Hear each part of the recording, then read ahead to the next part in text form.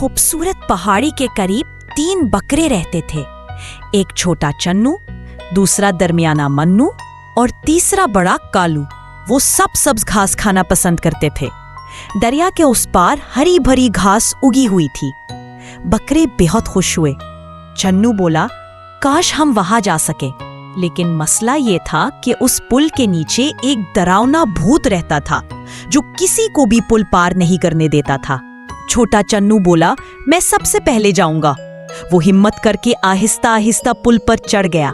अचानक भूत जोर से बोला, कौन है जो मेरे पुल पर चल रहा है? चन्नू बोला, मैं हूं छोटा बकरा चन्नू, मुझे मत खाना, मेरा बड़ा भाई आ रहा है।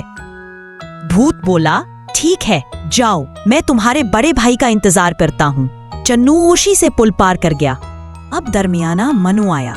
जैसे ही उसने पुल पर कदम रखा, भूत फिर से चिल्ला उठा, कौन है जो मेरे पुल पर चल रहा है?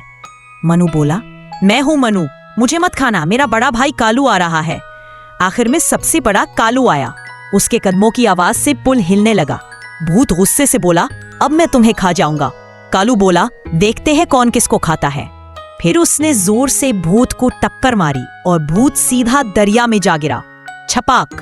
तीनों बकरे खुशी खुशी घास खाने लगे। भूत दूर दरिया में बहता गया।